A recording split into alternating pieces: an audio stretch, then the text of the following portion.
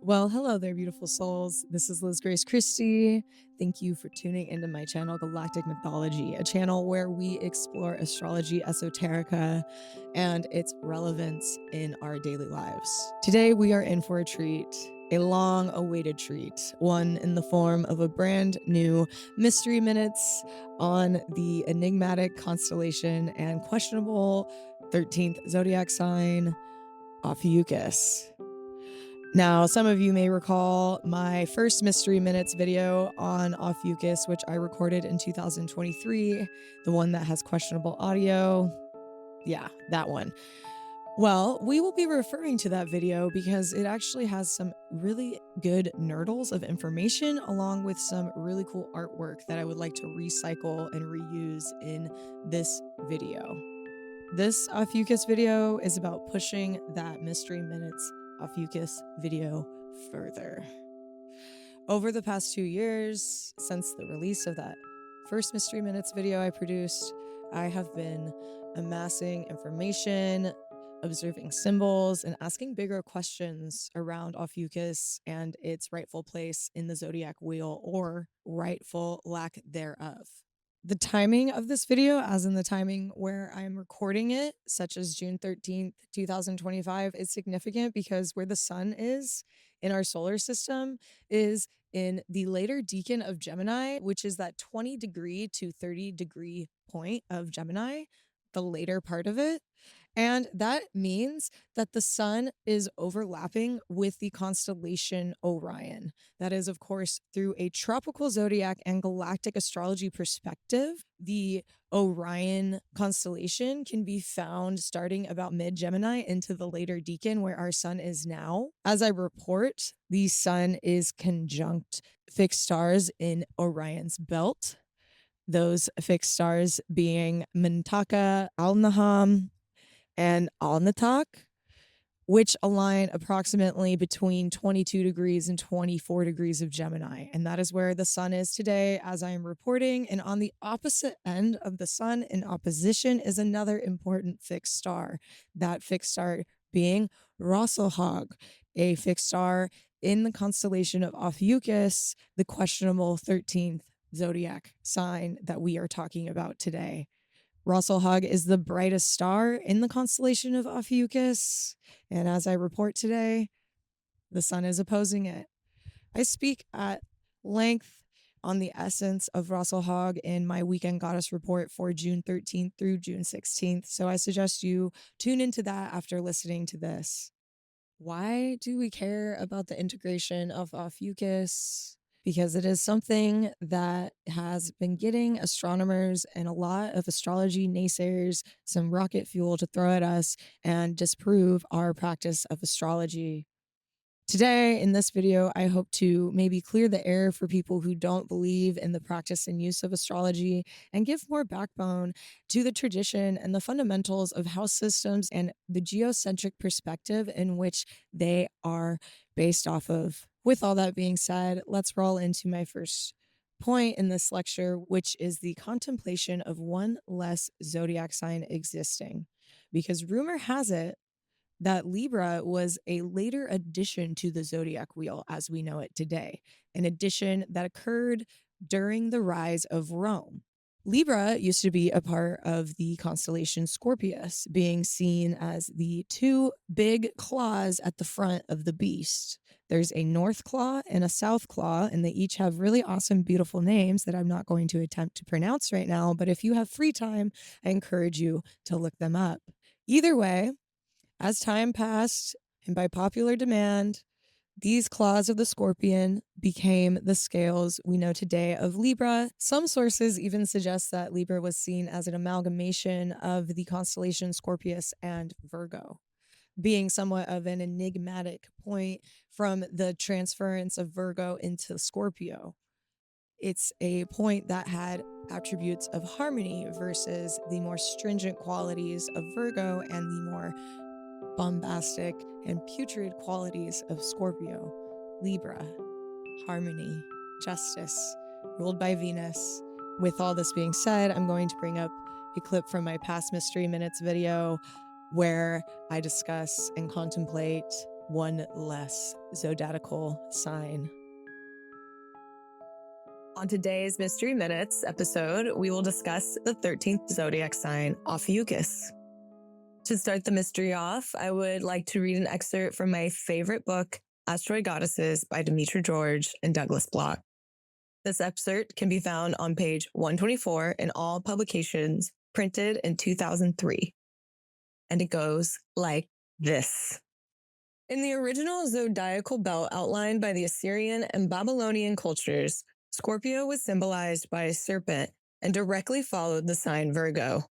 What is today called Libra was contained within the constellation Scorpio and was designated as the Chale, the claws of the scorpion.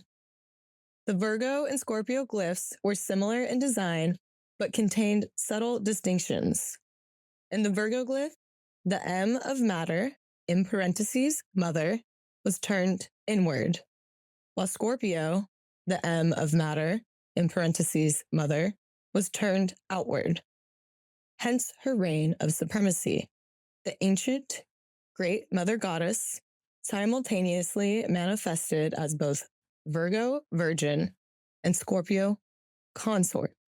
The ascent of the patriarchal culture was Libra, sign of marriage, placed between Virgo and Scorpio by Greek astronomers, whose society created artificial duality in a woman's sexual identity. From then on, a woman was either virgin, chaste, before marriage, in parentheses, Virgo, or a sexual consort after marriage, in parentheses, Scorpio. Now that I've teased your brain with the possibility of one less zodiac sign, let's talk about the ecliptic, specifically the Earth's ecliptic. From our perspective here on Gaia, we see the sun rise in the east and set in the west. This apparent motion is a result of how the Earth moves through space, which is essentially a tilted sphere spinning on an axis of about 23.5 degrees, orbiting around the sun. And this axis has a point of due north, which today can be seen by acknowledging the star Polaris in the northern hemisphere. The facts are, the Earth spins and follows an elliptical orbit around the sun, doing so while it's on its own axis, spinning around, and it has a due north point and a due south point. This is astronomy. As the Earth moves around the sun, around to complete a full year cycle, we experience the phenomena of the seasons. The observation of this phenomena through math and science is essentially our way of understanding the seasons beyond mythology and Persephone. Now that we've gotten that astronomical foundation out of the way, let's talk about the tropical zodiac and how it is calculated. The tropical zodiac functions off of a set of rules that were carved in stone many moons ago. These rules begin with the idea of the tropical zodiac being rooted in a Gaia-bound Earth-centric perspective. This perspective is mapped and anchored by the 4 cardinal directions: north, east, south, and west. Okay, so let's now talk about the definition of a constellation. It's essentially a grouping of stars that a human once saw and identified as a being, an object, or some sort of symbol. This person who identified this grouping of stars as a defined object or being or symbol then affected the collective consciousness, and therefore it was adopted and carried through time. That part matters a lot, the collective consciousness part, because consciousness is perspective. And this lecture and the fundamental point of it has to do with perspective. Carrying on, what makes the study of the zodiac so particular is that it only includes constellations that are on the ecliptic line, where our orbit around the sun is, with Mother Gaia. This lecture has been heavy on astronomy, and that's intentional. But now let's shift into the more astrological side of things. In the tropical system, the summer solstice is marked as the 0-degree point of the sign of Cancer, thus giving way to the name the Tropic of Cancer. Tropical house system. It's based off of the fact that due north is 0 degrees Cancer and due south is 0 degrees Capricorn. That is its basis, and that is from a geocentric earthbound perspective. During the summer solstice, the sun reaches its highest point in the sky, its most northern point. The precession of the equinox is one of the main reasons a lot of naysaying muggles poo-poo astrology. And some people will even poo-poo specifically the tropical zodiac, because compared to Vedic astrology, which is more in sync with where the stars are today, because it is based off of the moon and fixed stars, it is moving progressively with time and where we are in space, where the tropical zodiac seems to almost be stuck in time. But in reality, the tropical zodiac is a picture similar to that of a natal chart because it is specific to place and time. It's specific to a geocentric perspective from where we are here on Earth looking out based off of the 4 directions of the Earth, with the concept of the Earth's North Pole marking that 0-degree Cancer tropical Cancer line. So in reality, the tropical system is formed through the consciousness of our mathematics and our science, fusing as one with our imaginations to project an image of the cosmos here on Earth in a way that is consumable to our earthly perceptions. So, our perception here on Earth has shifted a bit, and that 0-degree of Cancer is still the North Pole of the Earth, but from our perspective in space, due to a multitude of things working together to shift us around, one of those things being the galactic center, we do not see the sun at that perfect 0-degree Cancer mark on the summer solstice. Big whoop. It doesn't diminish what I have just said. The tropical zodiac system is based on a human geocentric perspective, and I cannot really talk too much about the Vedic perspective because I don't know it that well. And I know in a past video, in my last Mystery Minutes, I said I was calling in a Vedic astrologer to help me understand this Ophiuchus mystery, thinking that the Vedic system, with the fact that it tracks the stars and the sun with where they are now, would open up a door, but in all reality, it doesn't. The number 12 is a sacred number. And there's a reason we have our 360-degree circle sliced up into 12 little equal pieces. And I'll get into that later because I want to get back to what I brought up briefly moments ago, the galactic center. The galactic center is the center of our Milky Way galaxy, and it's a big black hole that our sun and the contents of our entire Milky Way galaxy orbit around, like the Earth does to the sun, but the sun is orbiting around this galactic center. In the tropical zodiac, Ophiuchus spans roughly from 7 degrees Sagittarius to 27 degrees Sagittarius. So if we were to assign it its own season, it would fall between the dates of November 29th through December 18th. Now, I'm adjusting these degrees to fit within the 12-sign tropical chart, because if we dive into the terrain of the 13-sign zodiac, we start shifting frameworks entirely, and that would take us off track. My point isn't to debate these astrological systems. My point is to locate Ophiuchus within a system that most of Western astrology still uses today, and to show you how it intersects with the galactic center, a core point of cosmic gravity and esoteric importance. Now, let's talk about the sacred number 12. The number 12 is deeply mathematical, deeply symbolic, and deeply natural. It is highly dividable and aligns with the structure of modern time. 12 months in a year, 24 hours in a day. It's woven into the way we measure, divide, and organize both space and time. I would also like to bring up the fact that zodiac charts at their core are geometrical constructs. They map the heavens in a circle of 360 degrees, divided clearly into 12 equal slices. That's not random. That's math, and it works. But 12 is also esoteric. It represents consistency, divine order, and wholeness.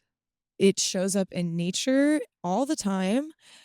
The honeybee's hexagonal hive, the cycle of the sun, the symmetry of time itself. Now, what about the number 13? Does it show up in nature too? Yes, but not the same way that number 12 does. 13 appears in patterns that are less fixed, more evolutionary, like the moon, 13 lunation cycles. However, the actual number for that is 12.37 lunation cycles, but most folks, such as the Mayans, round up to 13. Enigmatic, is it not?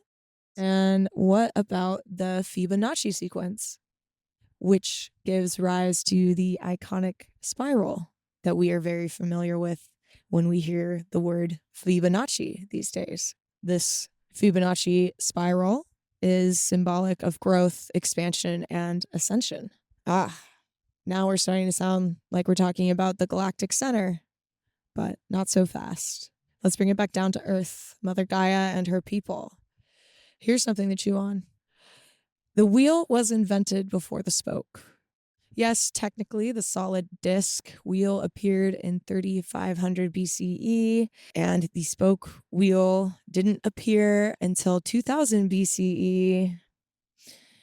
But that's not the point.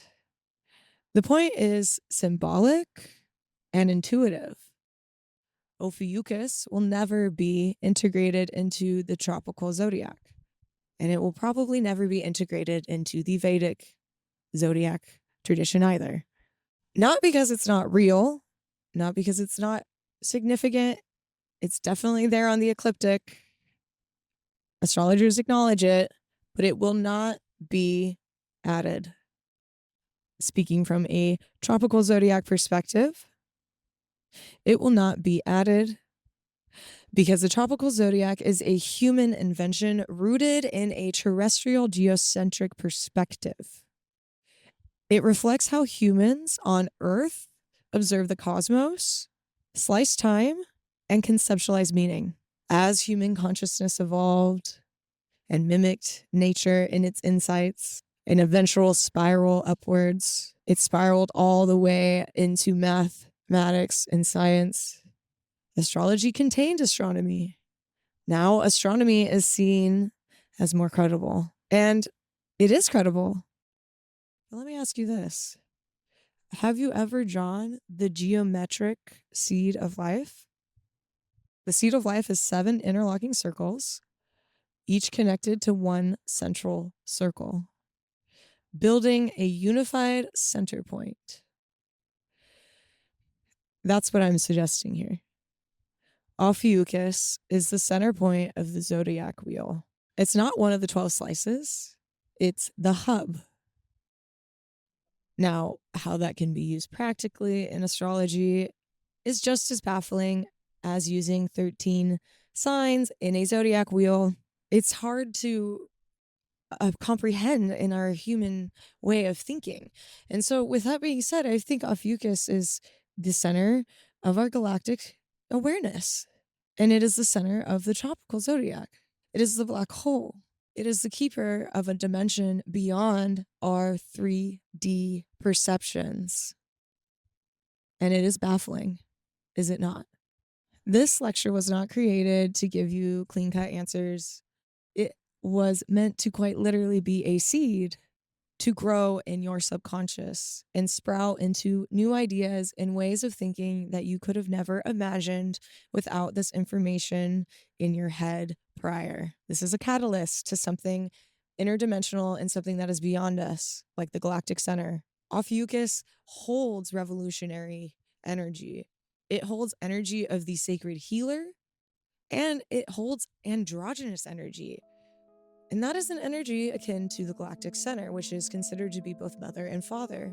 So there's something in the darkness of this black hole that is medicine. Just like the blood of Medusa being able to have abilities to resurrect the dead, there is something very supernatural about this point.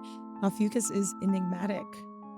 It is something that will be observed in retrospect of the whole. It is in itself a beginning and an end. And it is a constellation that represents the mastery of our humanity, from its ability to love and its ability to fight and everything in between. Ophiuchus encompasses all of that. It is a gateway into another reality. And if we contemplate Ophiuchus through listening to this lecture and through the thoughts that we have moving forward once this is over, we will be closer to a higher dimensional, interdimensional reality that we've never had before. Simply contemplating will open up that window. And that is the alchemical nature of Ophiuchus.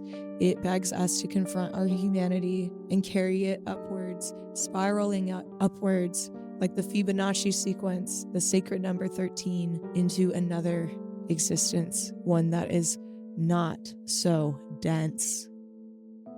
Ophiuchus is shrouded in mystery, and that is exactly how it should be.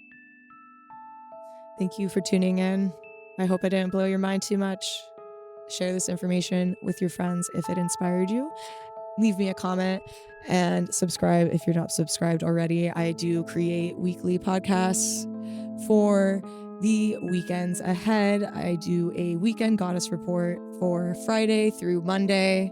Gives you a snapshot of what you can expect through the perspective of the asteroid goddesses in astrology. Thank you all again. I'm Liz Grace Christie.